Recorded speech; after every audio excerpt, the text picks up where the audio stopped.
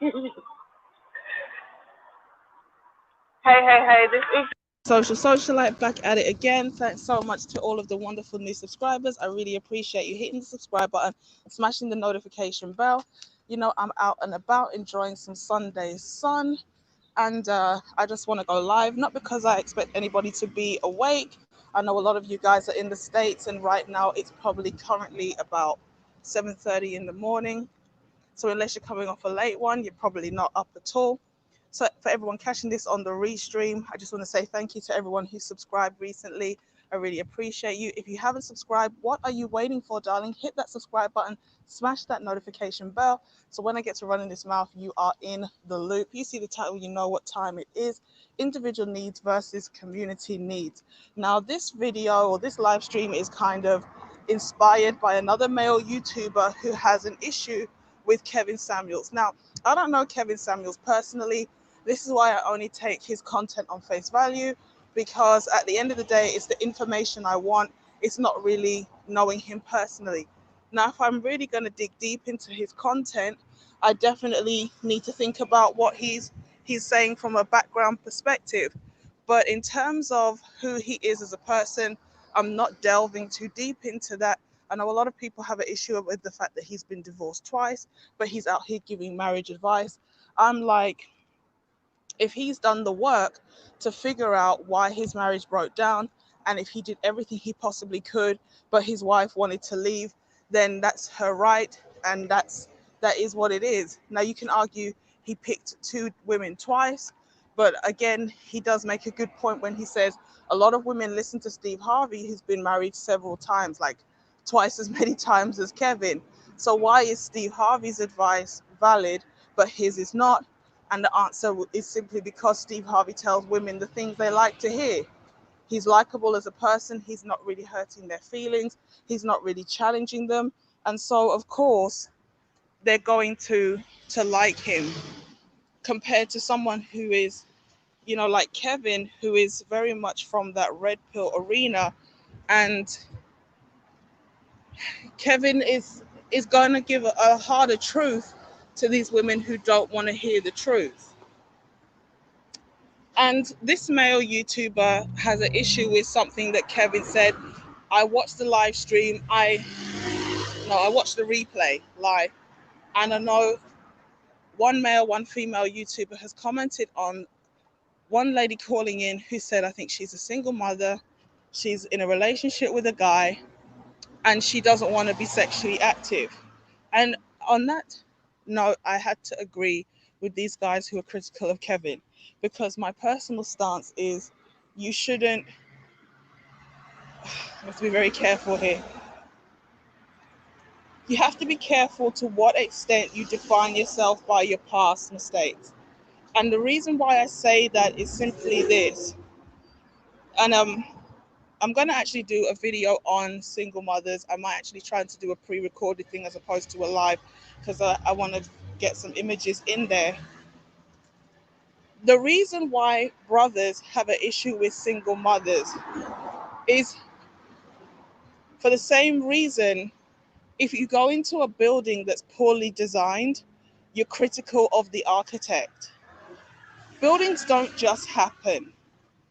Somebody had to sit down, draw the plans, agree to the plans, hire the contractors, spend a lot of money, and then they put up a building that doesn't work.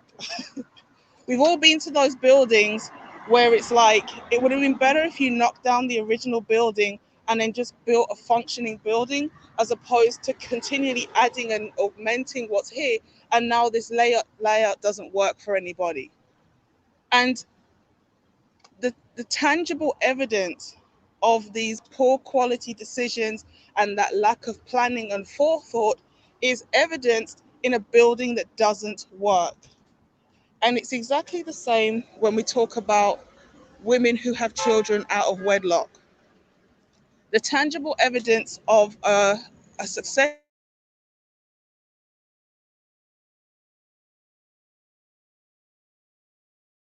the children that are born. And I'm not saying you have to go and give the child away and put them into care. And I'm not saying that, single mothers are the scum of the earth. But when we talk about issues like the single motherhood rate, it's not about an individual thing. And what a lot of these female YouTubers and people who are female who like to get up on these panels and debate this issue try to do is they try to conflate the individual personal issue with the community issue. The reason why brothers are critical of some of the things that they talk about is simply because of the wider implications for everybody in the wider community. If you have a significantly high number of unmarried women, children born out of wedlock, poverty, or whatever, everybody's watching trash TV or whatever it is, that is going to become the defining look and mentality of the people in the community. And that's going to have an impact on everyone because you may be a fine, law abiding, upstanding citizen who has no children out of wedlock and you're waiting and blah, blah, blah. But the offspring of other people who are in this environment could impact you in a negative way. So it's not enough just to say, well, I'm minding my own business and what other people, do doesn't affect me. It affects all of us because, again, it wasn't Ahmad. Sorry, I can't remember the other brother who was shot by the female police officer in his home. She felt justified to do what she did because maybe in her mind, it's just another black person. It's just one less black, whatever. We don't know the history. I personally wouldn't be surprised if she approached him and he rejected her, and out of anger, she did that in revenge, and then she tried to make out like, I was confused about whose apartment I was in, you know. Unless you are under some kind of influence, how can you not know that you are not in your own property? But okay, people who do these things, I mean, and since um the George Floyd incident, we've had a spate of videos coming out of, police officers saying to men of all races, if you don't get down, I'll knock you down, basically. Either stop resisting or I'll choke you out. We've seen incidences of more police officers with their legs and knees on people's necks and doing all kind of unlawful restraints. We knew that these things happened because um, here in the UK in particular,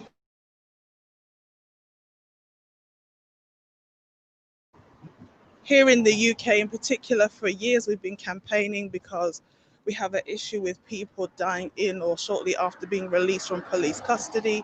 So we know that they're using various forms of unlawful restraint and unnecessary restraint, and whatever they're doing to these people when they arrest them is injuring them and is causing their death either in custody or after being released. So this police brutality is a universal problem. I'm pretty sure around the world where these people have power, they are just doing the wrong thing. Okay? But again, like the house that's dysfunctional or the single mother with her child, this is a product of an institutional mindset which is detrimental to all of us because you could be an innocent person, but the fact that that mindset has been able to go unchecked and has now become so pervasive means that everybody is at risk. You could be perfectly innocent, like I can't remember the brother's name, just sitting in his own home, relaxing, watching his own TV, and somebody just feels like justified to burst in and end your life when you're completely innocent. And this is where the individual choices are impacting the entire community. Okay, so why am I making this video? Yesterday I did a live stream and I said, when I look at content creators, I follow content creators where, the juice is worth the squeeze, where after I spit out the bone, there's enough meat that makes it worthwhile. Because, if you take content like a plate of food, There's a difference between putting something on my plate that I don't fancy to eat and putting something on my plate that's deadly. I would rather have a plate that's full of food I don't want to eat and I could just pick out what I want and leave the rest, but I live, than, the 99.9% of the plate of food is what I love, but there's like some poison in there. Although the percentage of poison compared to food I don't want to eat is considerably smaller, the impact is more deadly. Now I get it. And I understand. Let me just say why. As much as it's offensive, I understand where Kevin was coming from when he said to this single mother, if you're in a relationship with a guy, why are you abstaining? Okay? I'm not saying I support it. I support, look, if the guy doesn't see that you want to turn your life around and you don't want to make the same mistake again, and he walks, unfortunately that's the L you have to take. Okay?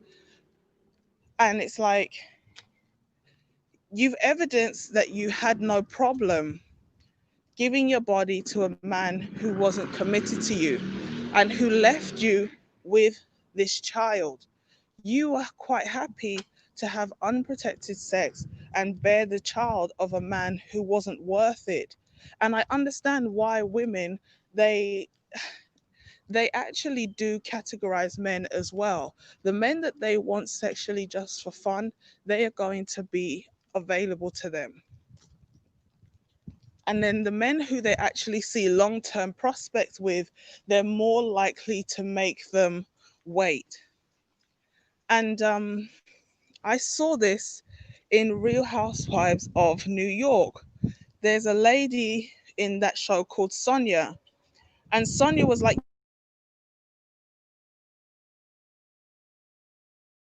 yeah, I'm dating two guys. one is for fun, and this one is for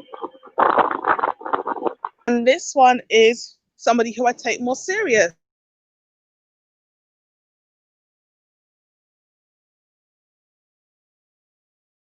And she was like, I'm sleeping with the one I'm having fun with.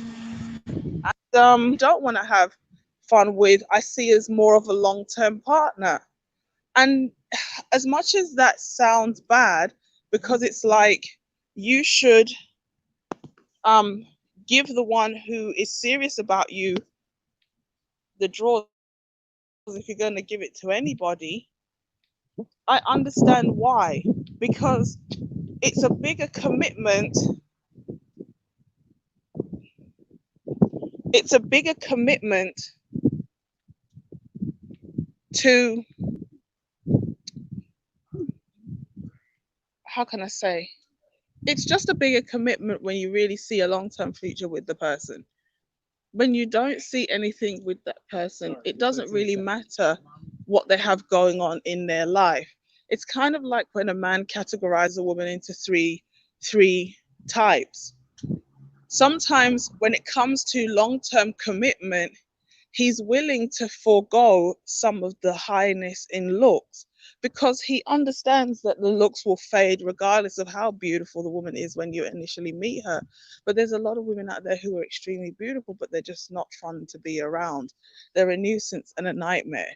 Now, if you're just looking for something casual, which I don't advocate, but I'm just saying in comparison, when people want a casual relationship, physical attractiveness is high on the priority list because part of arousal is connected to personality.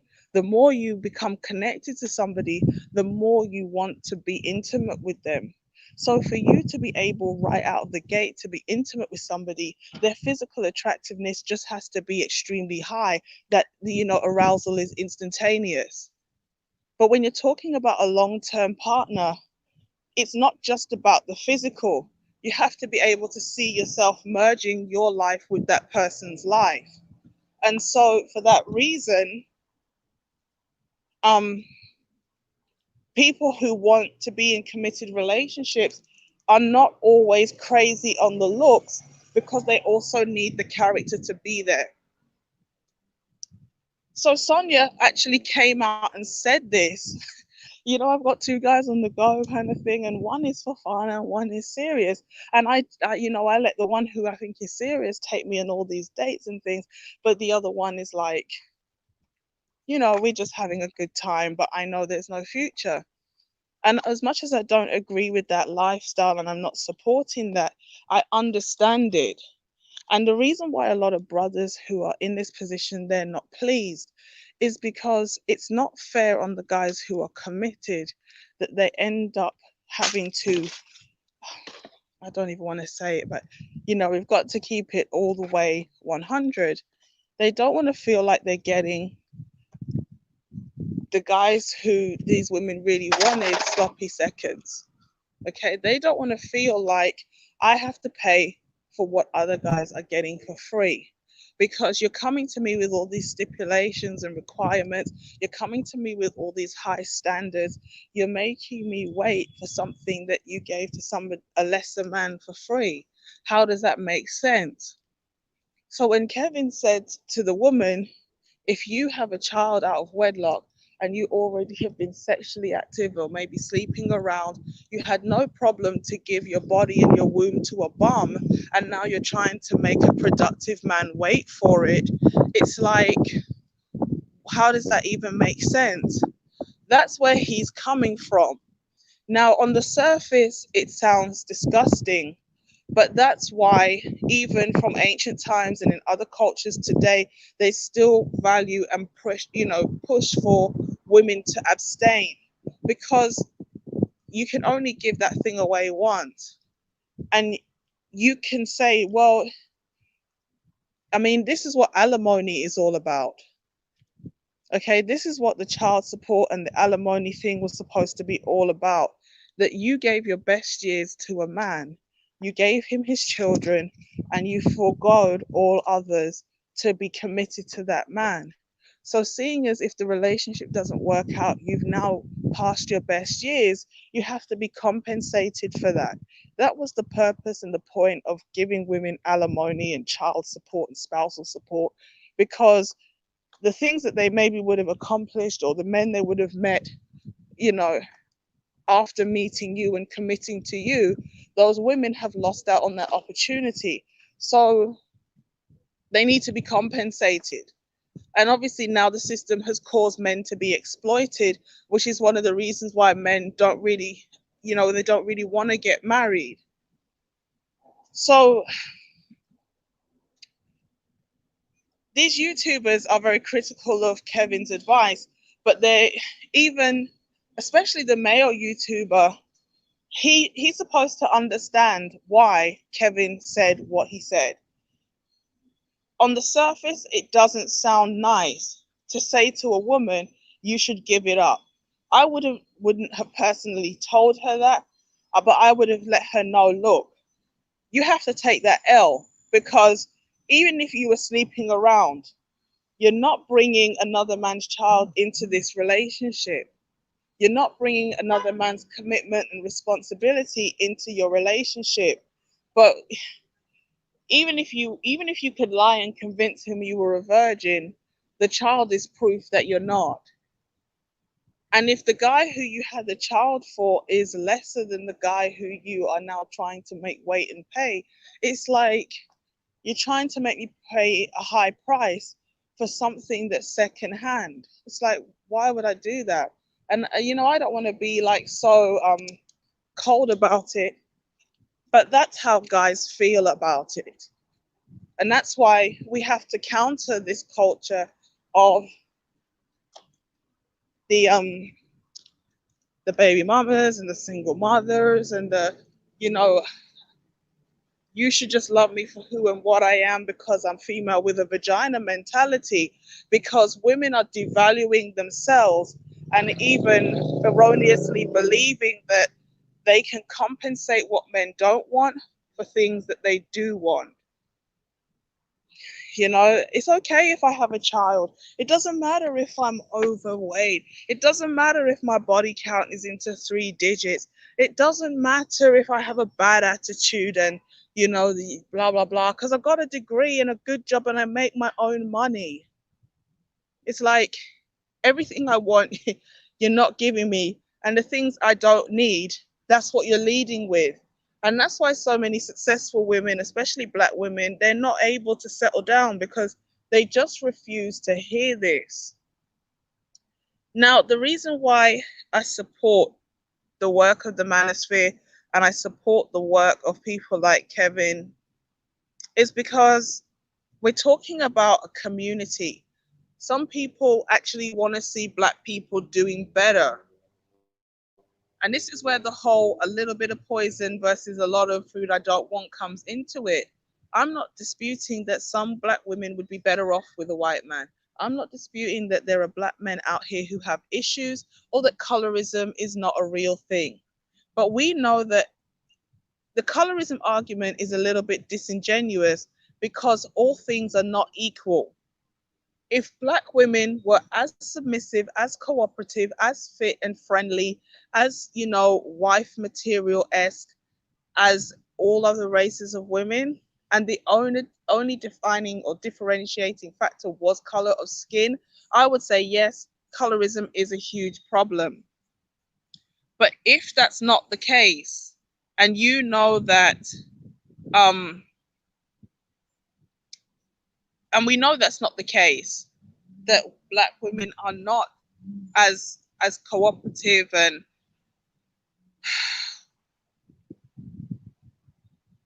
they're not as cooperative, they're not as submissive, they're not as trained to be a wife, um, they're not trained to be mothers because they grow in this dysfunctional environment. They often grow in broken families and things like that. You can't just simplify the whole situation down to it must be because of your dark skin.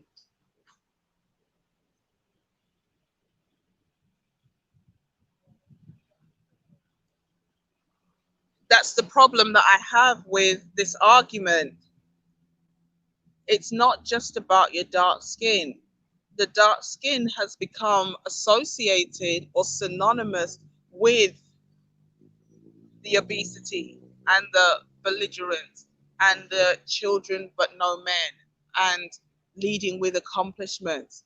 So if there's colorism, colorism is a byproduct of the negative things that men don't want, but it's not the deciding factor. Men today at least don't choose women of other races because you have dark skin.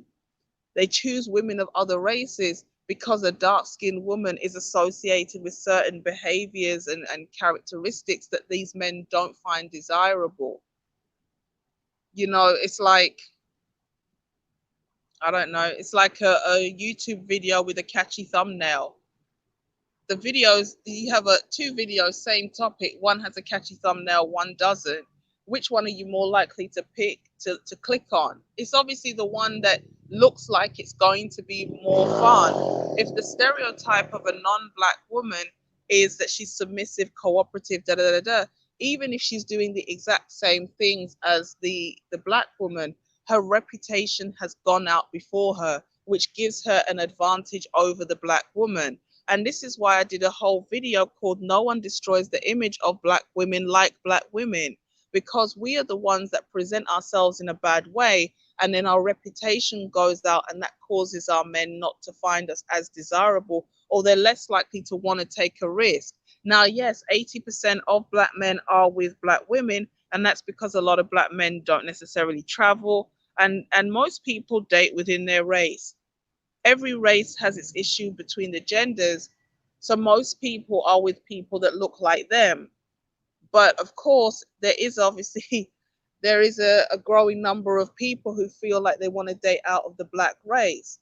But the problem with the dating out is not that we're Black, is that we don't understand that our individual choices impact the entire community group. And when this is why I have an issue with your colorist criers and things like this, because by telling women that men who tell you, they're checking your height, weight, dress size, men who are telling you, why are you withholding sex from men who you're in committed relationships with when you're willing to give your womb to guys who are bums, it's not about the individual person. It's about the collective mentality that's going to eventually impact the entire community. Because we have to remember the women who Kevin helps, or the women who call in and watch and they start to realize they've been in some type of error. These are the women who would go and tell their nieces and their daughters and their, friends' children the very same bad advice they were given that's landed them in the position they're in. Because you cannot tell people what you don't know. You cannot give people what you don't have. And so these women who are leading with their degree, for example, they will lead with the degree to the day they die because they're so committed to how important the degree is. Even when they can see the degree has not brought them long-term happiness, maybe they have a good job, maybe they have decent money, but they're alone, they will still tell other women what will fix your life is getting an education, even though getting an education has not worked for them. It takes somebody from outside to kind of hold up that mirror for you to be intellectually honest about where you're at.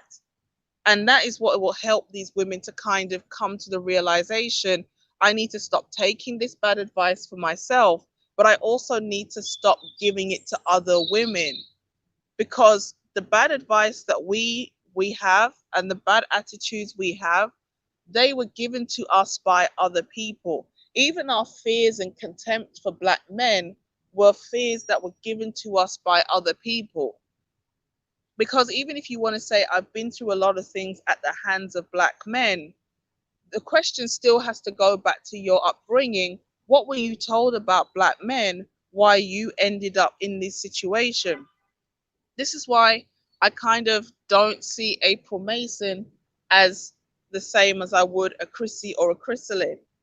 Because at the end of the day, April Mason went through a lot at the hands of the men in her life, to the point where she ended up in an abusive relationship with her first husband, according to her. We don't know what kind of abuse it was, if it was truly abusive or if it was just she felt like she was being abused. And I know that sounds a really harsh thing to say, but I mean, anything is technically abuse if somebody doesn't like it.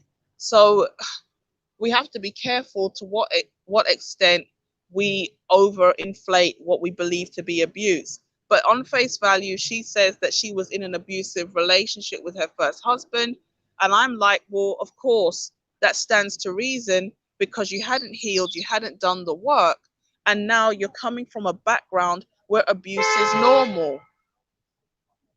You were being molested for years by not only your biological father, but also your mother's second partner, your stepdad or her boyfriend or whatever. So for years, you dealt with shame, you dealt with guilt, you dealt with being oppressed, you dealt with not being heard, you dealt with being victimized. That was what was normal for you. That was your paradigm of a normal life.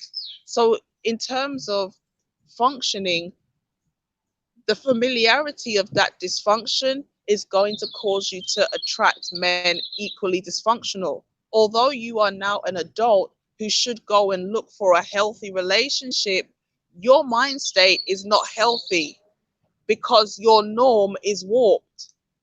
Abuse for you is normal. So you can't function in a relationship where there is no abuse. So you either attract an abusive man, or when you see that familiarity in a man, even though that familiarity is connected to abuse, you gravitate towards it. And if you do manage to get into a relationship with a healthy man who's not abusive, you will start to initiate conflict in order to turn it abusive, because you don't know how, as a victim who hasn't done the work, to live in a relationship with a functioning, healthy person.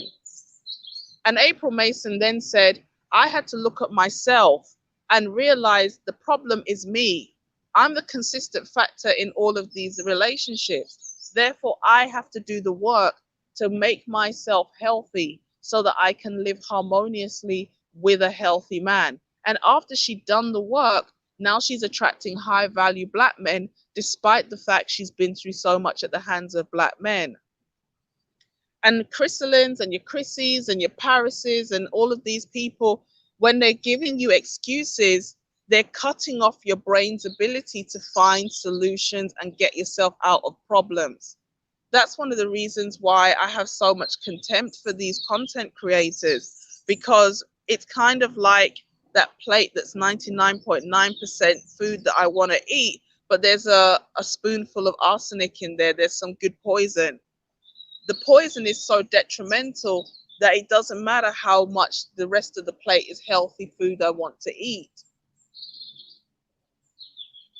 Versus Kevin, who is kind of like, I can't even think of a food that I don't really like. There aren't many foods that I'm not keen on. I don't know. But if a plate of food was 60% what I like, but 40% was something I don't really fancy to eat, I would just be like, Kevin Samuels is like that plate with the 40% of food I don't want. But it's not going to kill me if I eat it, and it's not a big issue if I leave it. So it's irritating when I listen to a lot of these content creators conflating individual actions and individual advice when this is about a bigger picture. The picture is, how do our individual actions impact the entire community? The issues with the Black community are cultural. We have a culture that makes baby mamaism look cute. This is why T.I.'s stepdaughter turned around and said she'd rather be a mother than a wife. Why? Because in the Black community, we have, mother goddess worship. We have Black women who want to be worshipped as gods. And so you're getting a lot of props when you're a mother. And no matter how bad of a job you do, you're always going to get a lot of sympathy. Whereas you're going to be held to quite a high standard and to a high account and a lot more scrutiny as a wife. Anybody can have a child, but not everybody has what it takes to be a good wife. And as bad as things be, even people who like to talk rubbish, they know what a good wife is when they see it. They know when a man is lucky to have the woman that he has. So I think subconsciously, a lot of women know they don't have what it takes to be a decent wife, but whether they have what it takes to be a mother or not, they can still pop out a kid and it's fine. Culture will tell them it's not your fault the man left you with a baby. You'll get a lot of sympathy.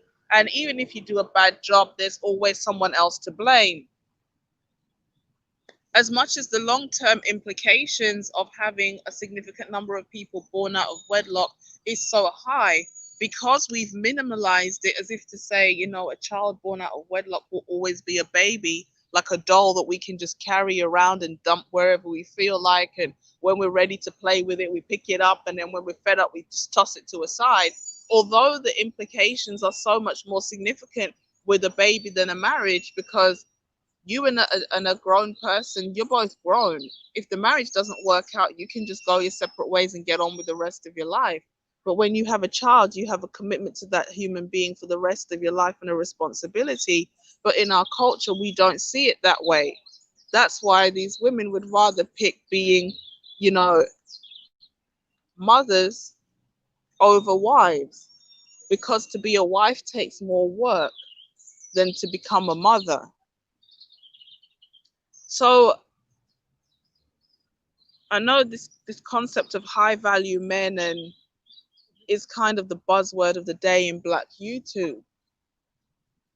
But we have to promote the high value man, because we have a lot of educated Black women, but it hasn't helped the Black community, because there's certain traits that we need men to have, and there's certain roles we need men to fulfill.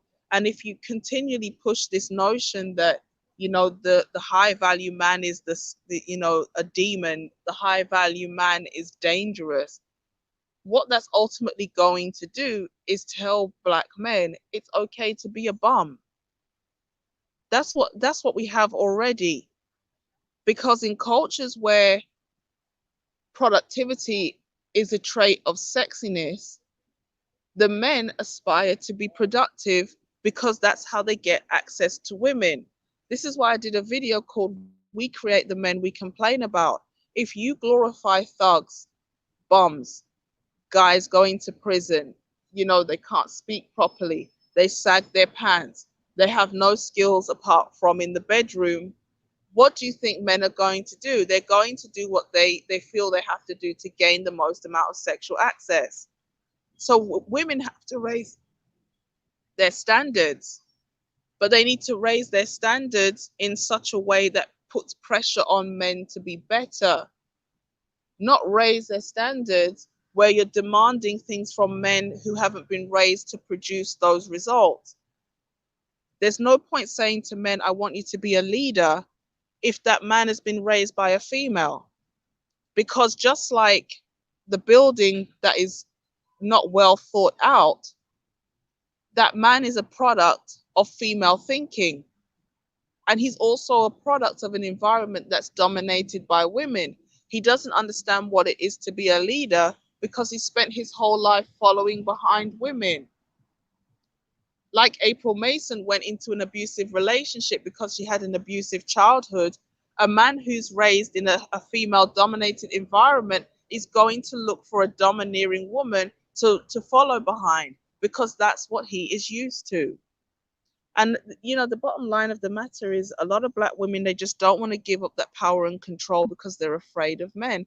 And they're afraid of men because they don't know men, they don't understand men, and they perceive everything that a man says or does to be some type of abuse or some type of control or some type of scary. And as a result, they can't let go of the power that they have in order to get a greater power. Because it's powerful to be a stay-at-home wife. It's powerful to spend your husband's money. Why do you think these chicks are on OnlyFans and Instagram and private Snapchat? They are wielding their sexuality to get a nice life. The only thing that's sad about the fact that they've turned themselves into prostitutes, because that's what it is, it's all sex work. What's sad about this life is they're wasting their best years. The sugar baby life is a waste of time, because you cannot be a sugar baby at 50. You can't be a sugar baby at 40 unless you're going to be a sugar baby to a man of 80. There's no benefit to being a sugar baby because you have a limited window where you have the option to get the best quality mate. And once that window starts to close, even your clients will start moving to younger girls because they're there for the look, they're there for the aesthetics, they're not there for the companionship long term. So, whereas a man who gets you in your prime and over time becomes bonded to you, and then he becomes monogamous and committed to you despite the fact that your looks are fading, the guy who's paying for your services and is only there as long as you look good, once you stop looking good, he's going to move on. Now you've wasted your prime years being a prostitute and he's gone to the next girl. Now you're doubling back and looking around trying to find a man on your level who is your age. But even the men who are not tricking, they still don't want an ex-prostitute for a wife. That's why I don't understand anybody who promotes the sugar baby lifestyle and calling it leveling up. You're not leveling up, you're just being a hoe. And you're wasting your best years on guys who have a much bigger sexual window. Simon Cowell is somebody who everybody knows, and he seemed to be like a hard man and a bum. And in actual fact, his wife or woman, the woman that he has a child with, was married to somebody else. They were having an affair, and she left her husband for him. But now that he's reached the age, he's got his money, and I don't know, he feels like she's the one, it looks like. His demeanor's completely changed, and he's ready to settle down. Becoming, I think, a husband and a father has changed his life. But a woman of his age doesn't have that kind of optional window. Yeah, you can get some sex, but you're not necessarily going to get a man who's going to wife you. And again, these colorism crying queens and divesting divas and all these women who spend all day talking about how awful the black man is, they're literally just doing black women a disservice and robbing them of their opportunity to get with a good man, because they only have a limited window where they can actually get with a decent brother. You can't be leveling up and at the same time telling girls to be sugar babies. You can't be telling a chick who's 18 or 20 or in her early 20s, go and get with an older man and let him pay for you. And now he's wasting your time. And when he's finished with you, he's going to go on and find a younger woman. So why do I support the whole we need to have more men who are promoting high value men? Because ultimately men build society. Ultimately men are the ones who build families, they make decisions, they go to war and they lead. They provide and they protect. And if we as women don't require men to be high value, we won't have that many high value men to choose from. And the ones who are high value, they're not going to want to pick from the women they see around them, which is going to cause more of them to want to date out of the community. So as much as Kevin Samuel's truth is hard, it's a bitter pill to swallow. People have to understand that this is bigger than just him telling a woman lose weight. This is bigger than him telling a baby mama you need to go and date a man on your level. It's about him sending out a message to all women that you have a finite window within which you can make the right decision. You're standing at a split in the road, and it's one decision away from life or death. I mean, for people who know 90s movies, I'm sure a lot of people have heard of the movie Sliding Doors. And basically, the lead actress, Gwyneth Paltrow, runs into the subway. She goes to get on the train. In one, and it's like a parallel storyline. In one, she pushes through and jumps on the train just as the doors were closing. Because she gets home early, she catches her man in bed with another woman. In the other story, she sees the doors closing and she stops and she lets the train go. And as a result of missing that train, by the time she got home, the man had finished sleeping with the other woman and she'd gone. So she didn't realize she's in this relationship long term with this guy and he's having an affair with another woman. That one decision to get on the train or to not get on the train changed her entire life. And a lot of women who are in their prime, they're like Gwyneth standing in front of that train with the door closing. Your window of opportunity is closing and you have to make the right decision because it's going to make or break the rest of your life. Was it yesterday or the day before? Kevin is talking to a girl. She's in a long-term relationship with a guy. They're having unprotected sex. And he's kind of using the, I'm going to slap you button. And she's like, what? It's like, you're standing on the edge of making a decision that's going to change the entirety of your life. You are having unprotected sex with a guy who is not committed to you. And you don't seem to understand why this is a problem. Like, get on a double birth control, get on the pill, get on the coil, get an implant and use condoms and get something else, and some ironclad pants if you have to. But he says that because he understands from a long-term perspective. To you, you're just having a baby.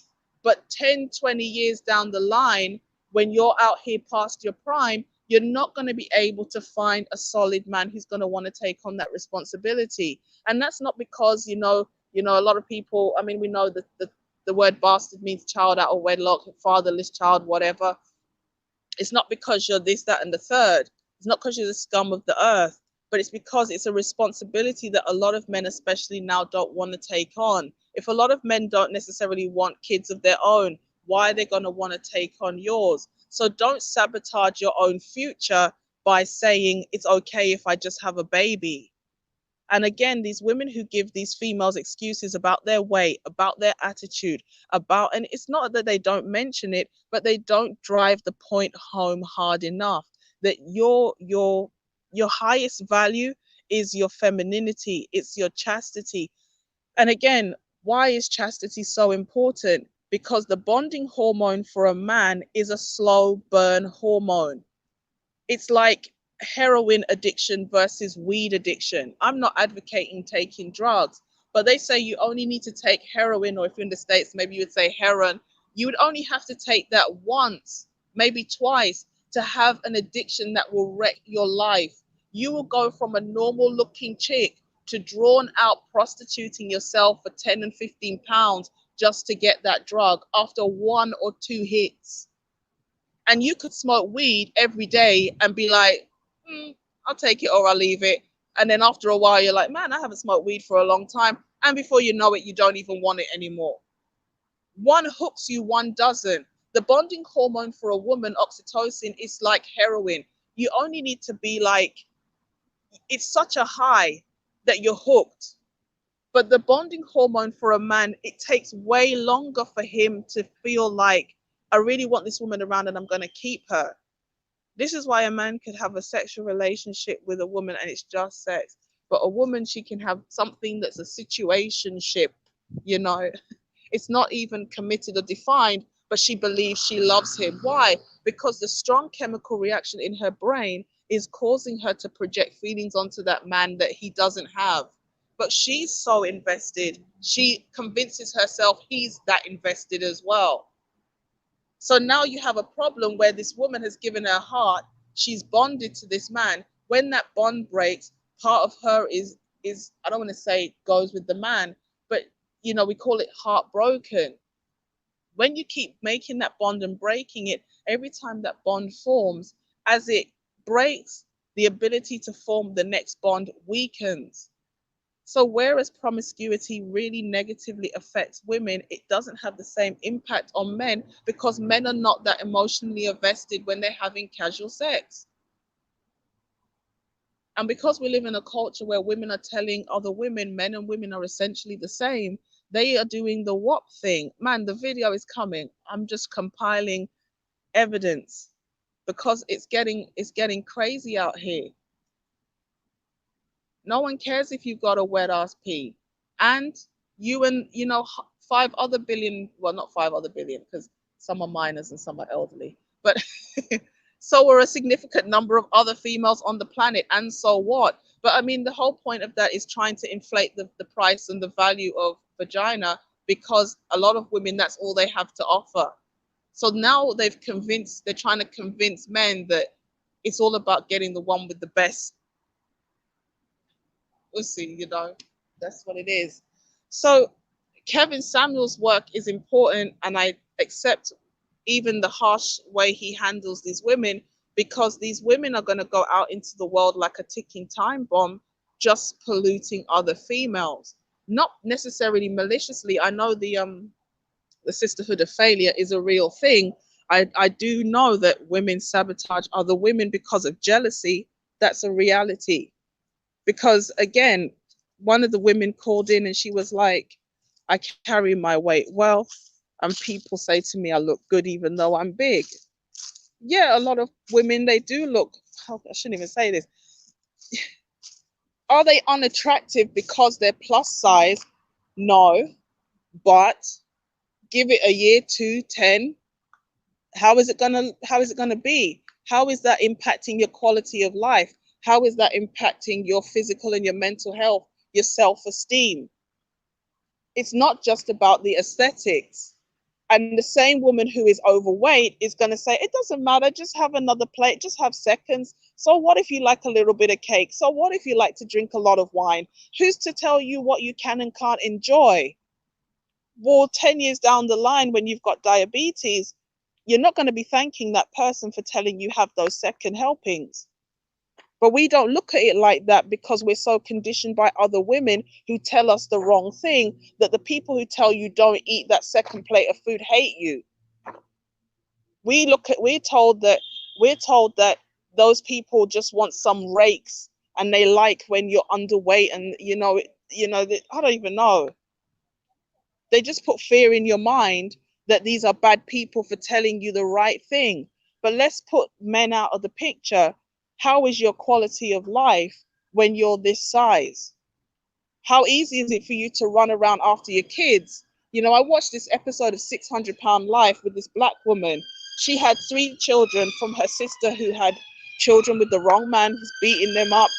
One of the children, he nearly broke every bone in the child's body. That's how abusive he was to one of the children. She then went on to have 2 of her own. By the time the show starts, she's got 5 kids and it's over 600 pounds. And they showed her going to the park. She pulls up in a family vehicle. She has to stop at the gate. And my first thought was, while the children are like 200 meters away, if anybody came in this park and grabbed one of those kids, you couldn't even walk to chase them. By the time you get to the car, that child is in another state. I'm not even being melodramatic. She has to walk so slowly. The only people who could pursue that attacker is the children. Imagine if it's 2 or 3 in a vehicle. She can do nothing because she is a prisoner in her own body. And when these people say to you, oh, it's about looks, they just want these wafer thin rakes. No, it's about quality of life. She's standing at the gate and the children are so small, they look like ants. That's how far away they are from her. And I said, anybody could come in this park and harm these kids. And there's not one thing you could do about it because you physically couldn't even get there. Even if the child had a fall, you couldn't go to them to assist them. So it's not about just looks. But these women who are like perverting young women's minds, they try to make it all about the superficial when it's more than just the superficial. So women online and some of the critics of Kevin Samuels, they need to stop conflating how he hurts people's individual feelings with how our individual decisions impact the entire community. Because at the end of the day, what I do, it impacts somebody else. Whether I have children and those children are out of control, or whether I have, a poor attitude of men and I make negative content online, or whether or not I have well-behaved children and they become, beacons in society.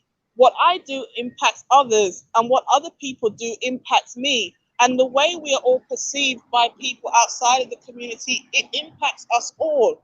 So to make out like he's some monster because he tells women lose weight and marry early is more detrimental than the fact that he cuts some of them off and he says you're too fat. And guess what? If you've been flinging it about for years and you've even got kids for bum-ass dudes, why are you withholding from this guy? Now, look, withholding from the guy that you really want to build a relationship is right, because that gives him time to fall in love with you. But at the same time, he's looking at it like, you're trying to get me to pay for something that every other man has had for free, and they weren't even as worthy as me. And that's why I understand why a lot of people, they sided with Kevin. So that's all I've got for this one. It's time people stop trying to turn everything that these content creators and the guys in the manosphere say into something that's individual and personal. It's not. They're looking at the bigger picture in terms of the wider community. If women have low standards, like he's got to be a thug, he's got to have those saggy pants, he's got to have the latest J's, the guys are not going to get educated. They're not going to stay out of trouble. They're not going to stay away from the gangs and the drugs. They're going to sag the pants, do the crime to get the J's, to get sexual access. And once they've wrecked their whole life, we say in one come back and then say, there's a shortage of quality men. There's a shortage. The shortage is created in part by us because we tell men we like the things that ultimately cause them to be bums. That's all I've got for this one. Thanks so much for everyone who's tuning in, everybody who catches this on the replay. I really appreciate you checking in. Let me know what you think in the comment section and share this with someone who needs to see it. And I will catch you in the next one. Peace.